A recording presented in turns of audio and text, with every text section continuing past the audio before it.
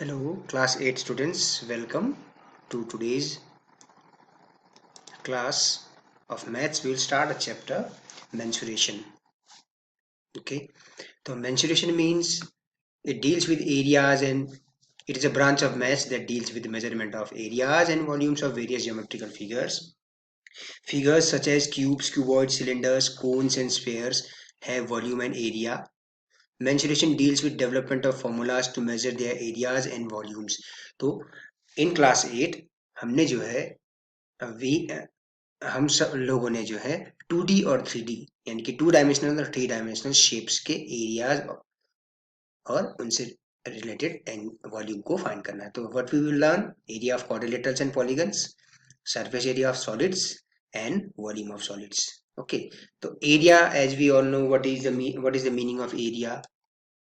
Area means simply the amount of space inside the boundary of 2 dimensional shape. Suppose ये screen है, आपके सामने एक स्क्रीन है, ये रेक्टेंगुलर शेप स्क्रीन है. तो ये जो व्हाइट वाला पोर्शन आपको जो जो जिस पे कुछ लिखा हुआ वो क्या है? एरिया है. अगर हम बात करें पेरीमीटर की तो distance around the outside of 2 dimensional shape. Suppose ये 2 डायमेंशनल शेप है, रेक्टेंगल है ना, तो आउटसाइड बाउंड्री की लंबाई, ये चारों तरफ जो आउटसाइड बाउंड्री है, इस बाउंड्री की कुल लंबाई जो हो जाएगी वो पेरीमीटर हो जाएगी. ठीक है ना. क्लास 6 और 7 में भी हमने पढ़ा हुआ है कि what is a square. It has 4 sides of equal length. It has all 4 angles as 90 degree, है ना. And A square is one kind of parallelogram. Quadrilateral chapter में भी हमने पढ़ा है. इसके जो परपेंडिकुलर जो डायगोनल्स होते हैं एक दूसरे को परपेंडिकुलरली बाइसेक्ट करते हैं, है ना, और इक्वल लेंथ के होते हैं दोनों डायगोनल. और इसी के अलावा एरिया की बात अगर हम करें, एरिया ऑफ स्क्वायर, अगर साइड जो है प्रत्येक साइड ए है तो एरिया ऑफ स्क्वायर क्या होता है? साइड इंटू साइड, यानी कि साइड स्क्वायर. पेरीमीटर क्या होता है? 4 into side, sum of all sides, है ना, 4 इंटू साइड. राइट. तो ये तो थोड़ा सा रिकॉल कर रहे हैं हम लोग. रेक्टेंगल एरिया हो गया base into height, B into H, यहाँ पे बी कह दिया इसको हाइट कह दिया, या एल इंटू बी, है ना, लेंथ इंटू ब्रेड्थ. और perimeter 2 into L plus B in bracket, है ना, 2 इंटू एल प्लस बी इसका पेरीमीटर होता है रेक्टेंगल का, है ना. ट्राइंगल का area 1/2 base into height. Right. Parallelogram का area base into height. Parallelogram का area base into height. Perimeter sum of all sides. Okay. Base into corresponding height, ये फॉर्मूला भी हमने क्लास 7 में पढ़ा हुआ है. साथ में जो है रिवाइज करने के लिए मैंने यहाँ इसकी प्रॉपर्टीज भी मेंशन कर रखी हैं यहाँ पे, कि दो pair of opposite sides parallel होती हैं, है ना, अपोजिट साइड्स इक्वल लेंथ होती हैं, अपोजिट एंगल्स इक्वल होते हैं, डायगोनल्स एक दूसरे को बाइसेक्ट करते हैं, है ना. तो ये सब चीजें हैं. Parallelograms include rhombi including those rectangles we call squares. Rhomboids including those rectangles we call oblongs. In other words, parallelograms include all rhombi and rhomboids and thus also include all rectangles. तो सारे square, सारे rectangle, सारे rhombus, ये सब क्या है? और सारे स्क्वायर, रेक्टेंगल, रोम्बस, ये सब क्या है? पैरेललोग्राम है ना. अच्छा. ट्रेपेजियम का एरिया होता है 1/2 into sum of parallel sides into height. अगर मान लीजिए यहाँ इस फिगर में ए बी सी डी एक ट्रेपेजियम है, तो A B parallel to C D है और इन दोनों के बीच की जो परपेंडिकुलर डिस्टेंस है सपोज एच है, तो 1/2 sum of parallel sides into height. ठीक है, ये होता है फॉर्मूला इसका. रोम्बस, ठीक है, रोम्बस के दो फॉर्मूले होते हैं, बेस इंटू करस्पॉन्डिंग हाइट और 1/2 एंड प्रोडक्ट ऑफ डायगोनल्स. दोनों डायगोनल्स को मल्टीप्लाई करके 2 से डिवाइड कर दीजिए, half of product of diagonals. तो ये दो फॉर्मूले होते हैं एरिया ऑफ रोम्बस के. पेरीमीटर ठीक ही है, सम ऑफ ऑल साइड्स कर देते हैं आप, है ना, सभी साइड्स का सम कर देते हैं. तो रोम्बस के एरिया फाइंड करेंगे. दो एरिया, एक तो फॉर्मूला तो क्या है? पैरेललोग्राम वाला है फॉर्मूला है, बेस इंटू करस्पॉन्डिंग हाइट. ठीक है. दूसरा 1/2 d1 इंटू d2, जहाँ d1 d2 उसके दो डायगोनल्स हैं, दोनों डायगोनल्स का प्रोडक्ट का आधा. तो दो फॉर्मूले होते हैं रोम्बस के. ठीक है. बाकी का सरफेस एरियाज हम बाद में डिस्कस करते हैं. अभी हम 2D शेप से रिलेटेड क्वेश्चंस हैं. ठीक है. एक्सरसाइज 11.1 पे आते हैं. Okay. A square and rectangle field with measurements as given in the figure have the same perimeter. इस फिगर में देखिए, ये एक स्क्वायर है जिसकी प्रत्येक साइड 60 मीटर है, और ये एक रेक्टेंगल है जिसकी लेंथ 80 मीटर है. ब्रेड्थ को मान लीजिए हमने फाइंड करना होगा, हमें ब्रेड्थ को बी कह देते हैं हम यहाँ पे. ओके. तो क्या दिया है? दोनों का पेरीमीटर सेम है. What is given? The perimeter is same for both. the perimeter is same for both, same perimeter for both the square and the rectangle. So we put it into the condition, perimeter of rectangular field is equal to perimeter of square field. So 2 into L plus B is the formula for perimeter of rectangle is equal to 4 into side, applying the formulas, right? 2 into 80 plus B in bracket is equal to 4 into 60. So we get 160 plus 2B is equal to 240. तो 2B is equal to क्या आ जाएगा यहाँ से, 2B is equal to 240 minus 160, that is 2B is equal to 80 आ जाएगा हमारे पास, 2B is equal to 80 आ जाएगा. तो from here you get B is equal to 40 meter. तो ब्रेड्थ क्या आ गई, 40 मीटर आ गई. अब आपको जो है, अब आपको क्या बताना है कि कौन सा एरिया ज्यादा होगा. तो आप एरिया निकाल लीजिए स्क्वायर फील्ड का, side square 3600 metre square. Okay, 3600 metre square आ गया ये.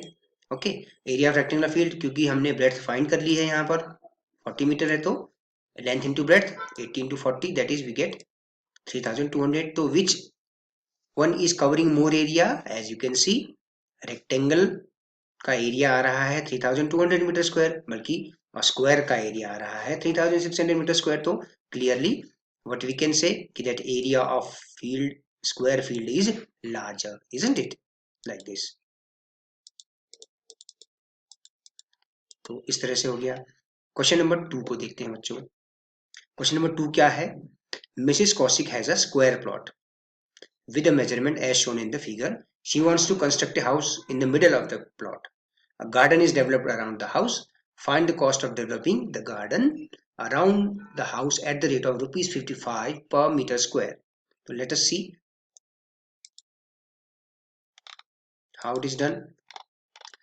Let us see the figure first. जो फिगर इसमें दिया हुआ है उस फिगर को हम देख लेते हैं पहले.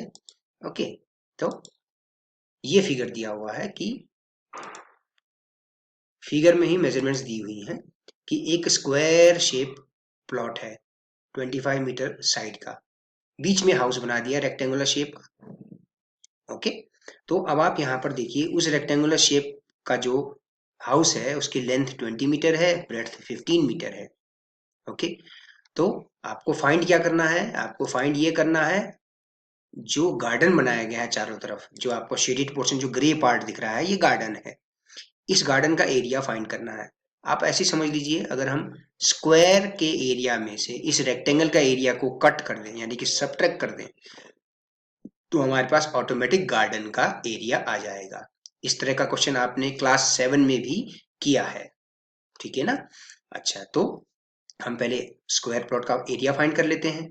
Side square, isn't it, side square, square of side, side square. Okay, area of plot is equal to side square. तो we get 625 metre square, we get 625 meter square the area. Okay, now you see the length of the house. अब आप देखिए length of the house is 20 and breadth is 15, तो area of the house will be length into breadth, that is 300 meter square. So now area of the garden will be simply area of plot minus area of rectangle. What is there, ये एक आपको square दिया हुआ है, ठीक है, figure अच्छा नहीं बना. अच्छा, और ये आपका एक रेक्टेंगल है, ठीक है. तो स्क्वायर के एरिया में से इस रेक्टेंगल के एरिया को घटा दिया, तो ये जो शेडेड पार्ट है ये आपका गार्डन जो है, ये आपका गार्डन का एरिया मिल जाएगा आपको, ठीक है ना. ये कहने का मतलब है, ये तो किया हमने 625 माइनस 300 मीटर स्क्वायर, तो 325 मीटर स्क्वायर. तो cost of developing the garden is ₹55 पर मीटर स्क्वायर. तो 325 इंटू 55 तो गेट 17,875. ठीक है, आसान है ये क्वेश्चन. क्वेश्चन नंबर 2 जो है कंप्लीट हो गया हमारा. क्वेश्चन नंबर 3 को देखते हैं आप. क्वेश्चन नंबर 3 जो है बहुत ही इंपॉर्टेंट क्वेश्चन है, हर बार के एग्जाम में ये आता है. तो इसमें देखिए एक गार्डन है, रेक्टेंगल शेप है बीच में, आप देख सकते हैं ये यहाँ पर रेक्टेंगल शेप में है, ये वाला पोर्शन रेक्टेंगल है, ठीक है, ये वाला पोर्शन आपका रेक्टेंगल है.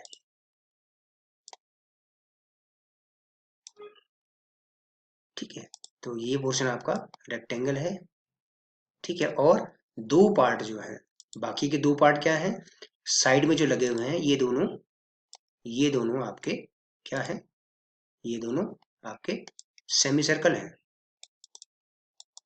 ये दोनों आपके सेमी सर्कल हैं। ये एक सेमी सर्कल है और ये एक सेमी सर्कल है, ठीक है ना। दोनों सेमी सर्कुलर एंड्स, दोनों सेमी सर्कुलर एंड्स को आप देखिए, थोड़ा सा इसको क्लीन कर देते हैं।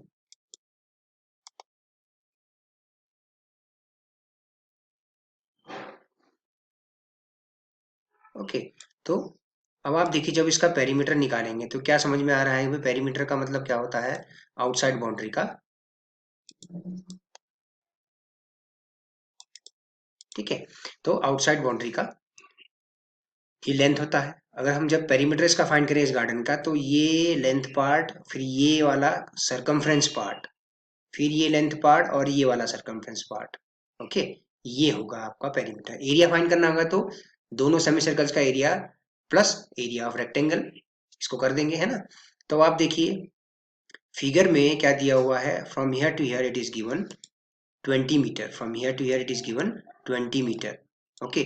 Now the semicircular end is there, तो अब आप यहाँ पे देखिए ये जो होगा ये इसका रेडियस होगा, ये इसका रेडियस होगा, ये भी 7 मीटर होना चाहिए, ये भी क्या होगा, ये 7/2 मीटर होना चाहिए, क्या होना चाहिए, 7/2 मीटर, ठीक है ना।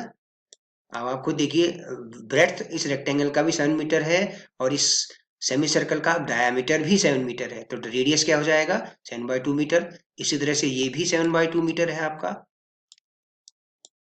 इसका रेडियस 7/2 मीटर।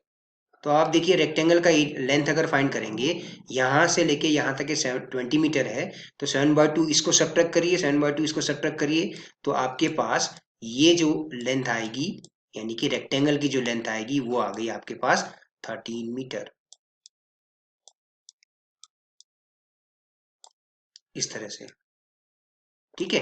तो इसी को आगे लिख लेते हैं। देखिए टोटल लेंथ 20 मीटर, तो डायमीटर ऑफ सेमी सर्कल 7/2, तो radius of semi circle 3.5 meter, है ना। अच्छा, तो length of rectangular field will be 20 minus 3.5, 3.5 इधर से घटाया, 3.5 इधर से घटाया, तो 13 मीटर यू गेट, ओके। अच्छा, तो breadth of rectangular field 7 meter, तो एरिया ऑफ रेक्टेंगुलर फील्ड हो गया L into B, 13 into 7 that is 91 meter square, okay. अच्छा, फिर area of two semi circles 2 into half of pi R square, ठीक है। दो सेमी सर्कल्स है ना, तो 2 इंटू सर्कल का एरिया होता है पाई आर स्क्वायर, तो सेमी सर्कल का एरिया हो जाएगा half of pi R square, okay. तो यहाँ पर ध्यान दीजिए 2 इंटू 1/2, तो 2 से 2 कैंसिल हो जाएगा, तो केवल बचेगा 22, तो यहाँ पर केवल बचेगा पाई आर स्क्वायर बचेगा आपके पास, यहाँ पे बचेगा केवल pi R square equal to pi R square, तो 22.7 इंटू 3.5 इंटू 3.5 कैलकुलेट करके आ गया 38.5 मीटर स्क्वायर। तो एरिया ऑफ गार्डन क्या आ गया, रेक्टेंगुलर पार्क का एरिया और दोनों सेमी सर्कल्स का एरिया ऐड कर दिया, तो 129.5 मीटर स्क्वायर आ गया। अब perimeter of two semi circles निकालना हो तो 2 पाई आर, ठीक है। तो 22 मीटर आ गया, तो perimeter of garden 22 plus 13 plus 13। याद रखिए पेरीमीटर नहीं होना चाहिए, यहाँ पे वर्ड होना चाहिए सरकमफ्रेंस, यहाँ पे क्या वर्ड होना चाहिए, सरकमफ्रेंस वर्ड होना चाहिए,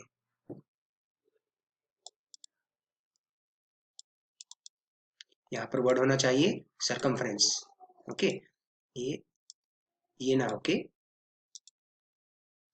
सरकमफ्रेंस लिखेंगे आप यहाँ पे, ओके, सरकमफ्रेंस लिखिए आप यहाँ पे, ठीक है। तो circumference of two semi circles, तो उनको ऐड कर दिया, तो 48 मीटर, ठीक है। अब देखिए सेमी सर्कल का पेरीमीटर और सरकमफ्रेंस में अंतर देखिए, as we have discussed in class 7 also, कि suppose this is a semicircle, if I talk about perimeter, तो perimeter will be, this one is called circumference and this one is called diameter. If I say perimeter of semicircle, we say perimeter P is equal to circumference plus diameter, circumference plus diameter, ठीक है। क्या कहने का मतलब है, केवल ये जो पोर्शन है, ये वाला यहाँ से यहाँ तक, ये पोर्शन सर्कमफ्रेंस कहलाएगा और ये आपका डायमीटर होगा, तो इन दोनों को मिला के, तो इसलिए मैंने वहां पर करेक्शन की, यहाँ पर आप लिखेंगे circumference of two semi circles. एक सेमी सर्कल का पाई आर हो गया, तो दो का टू पाई आर हो गया, ठीक है। 2 पाई आर सर्कल का होता है, सेमी सर्कल का क्या हो गया, पाई आर हो गया सरकमफ्रेंस, तो दो सेमी सर्कल्स का यानी सरकमफ्रेंस हो जाएगा